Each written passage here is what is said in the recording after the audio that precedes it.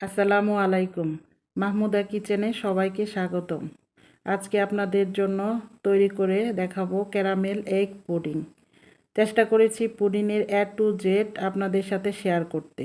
অনেকেরই ক্যারামেলের কালার আসে না, পুডিংটা নরম হয়ে যায়, ঢালতে গিয়ে ভেঙে যায়, পুডিংয়ে ডিমের গন্ধ থাকে, কতটুকু দুধের সাথে কতটা ডিম দিতে হবে, এই সব সমস্যার সমাধান নিয়ে একটা পারফেক্ট রেসিপি আপনাদের সাথে শেয়ার করব।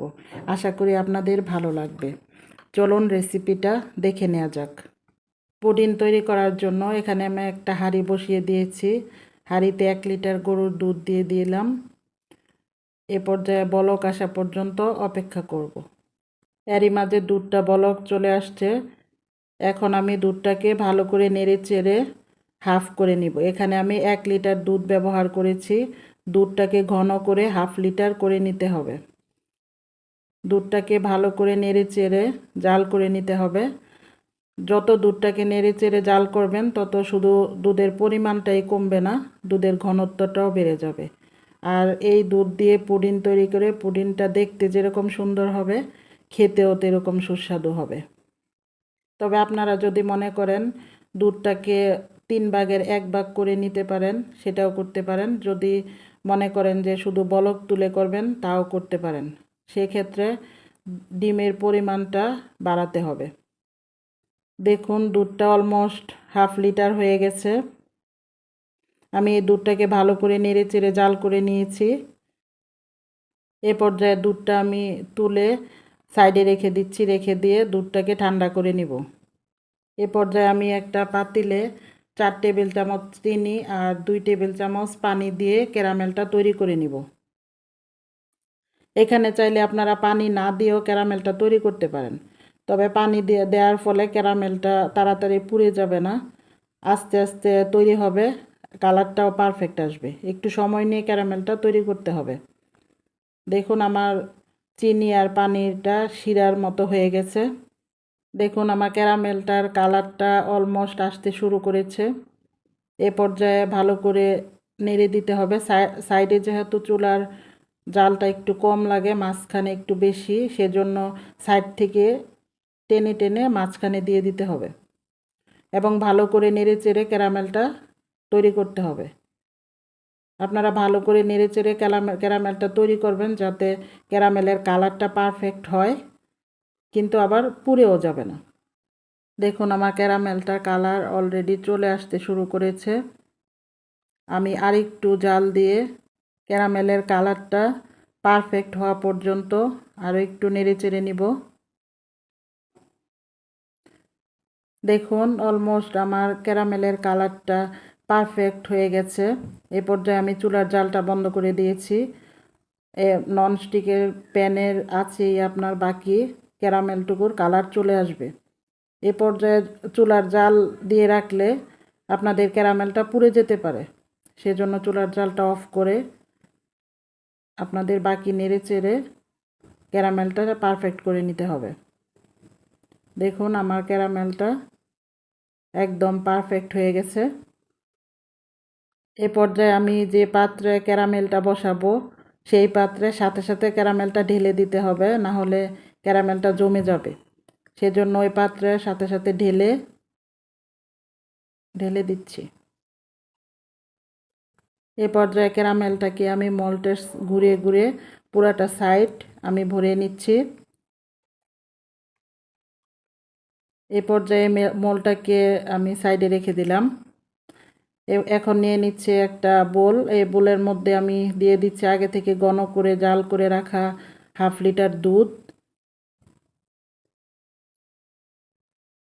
দিয়ে দিচ্ছি 3টা ডিম। দিয়ে দিচ্ছি 1/2 কাপ চিনি।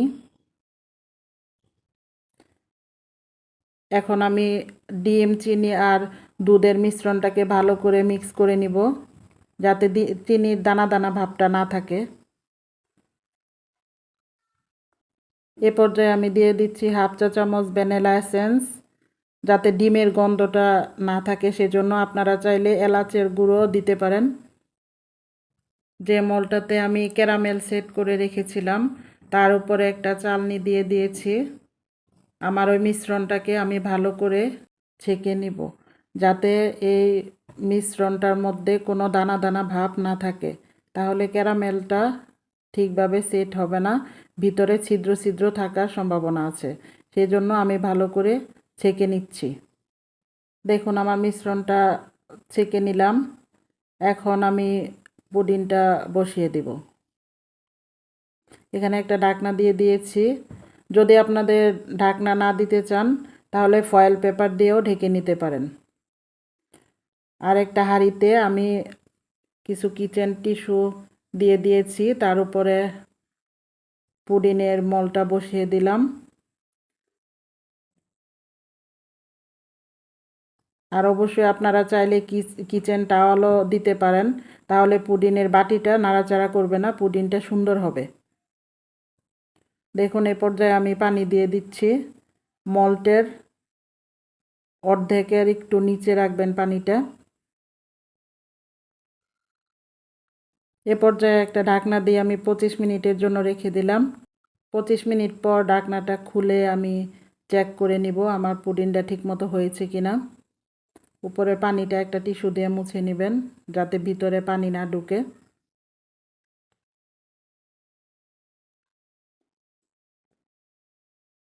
এ পর্যায়ে আমি একটা টুথপিক দিয়ে চেক করে নিব আমার পুডিংটা ঠিকমতো সেট হয়েছে কিনা। দেখুন আমার কাঠিটা একদম ক্লিন আসছে। আমার পুডিংটা অলমোস্ট হয়ে গেছে।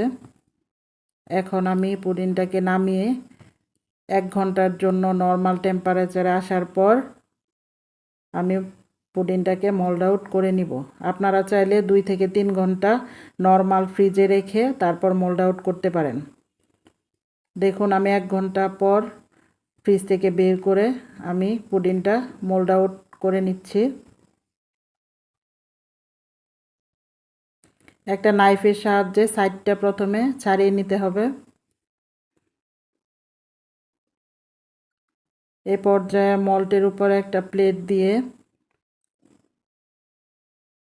তারপরে আপনারা পুডিংটাকে আস্তে আস্তে ঢেলে নেবেন।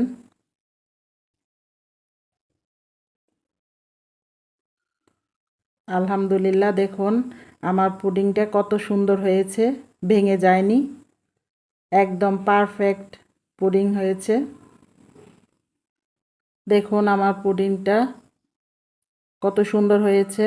এখন আপনাদেরকে পুডিংটা কেটে দেখিয়ে দিব ভিতরটা কত সুন্দর হয়েছে। এ পর্যায়ে আমি পুডিংটাকে কেটে নিচ্ছি।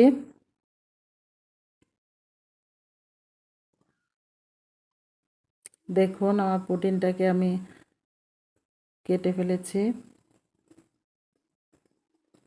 মাশাআল্লাহ, দেখুন আমার পুডিংটার ভিতরটা কত সুন্দর হয়েছে আর সফট হয়েছে।